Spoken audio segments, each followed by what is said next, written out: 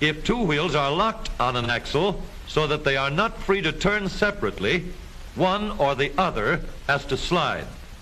So engineers had to find a way to connect both rear wheels to the engine without sliding and slipping on turns. The device which makes this possible is a part of the rear axle.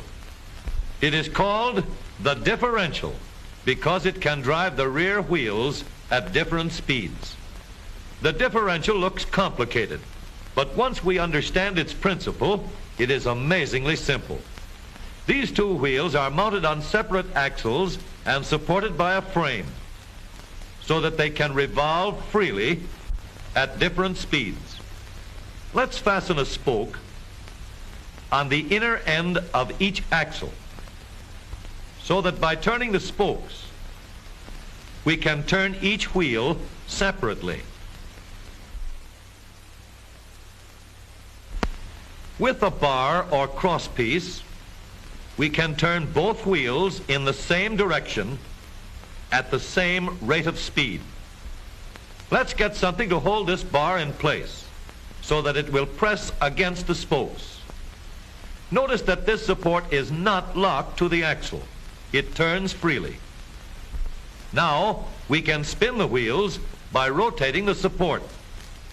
This is fine as long as both wheels are able to turn at the same speed. But let's see what happens when we go around the corner. With this arrangement, we cannot drive one wheel faster than the other. And if we stop one wheel, the other wheel won't budge. Let's put this bar on a pivot so that it can swing in either direction.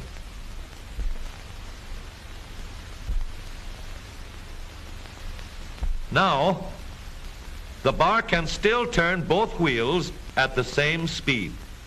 And because it pivots, it lets one wheel turn even when the other is stopped. But if turned too far, the bar will swing around until it won't drive the spokes that turn either wheel. We need another crossbar and more spokes to carry on the job.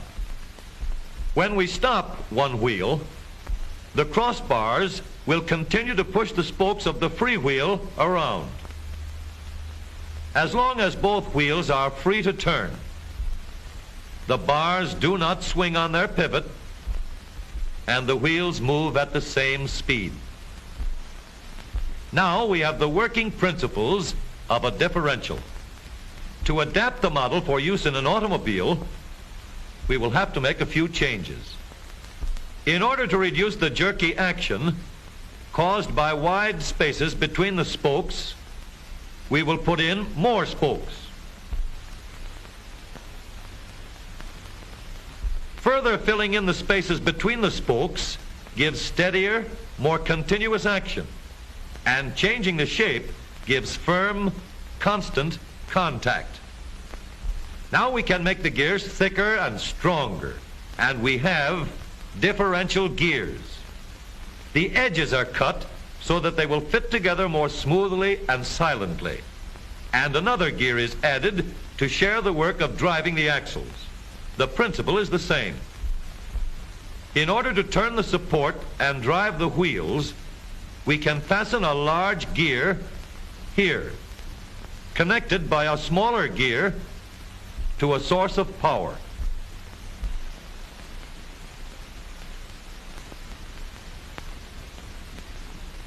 Notice that the power is connected to the differential at the center line.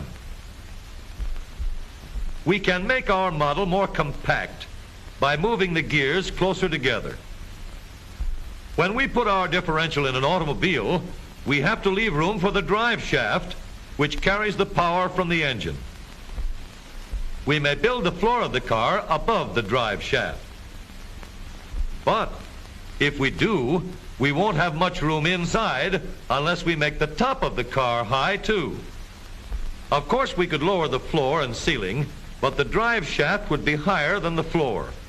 This would have disadvantages. A shaft in the middle of the floor of an automobile would be inconvenient for passengers and would be awkward for carrying luggage. Today, engineers have found a way to make the car roomier and closer to the road without a clumsy shaft above the floor.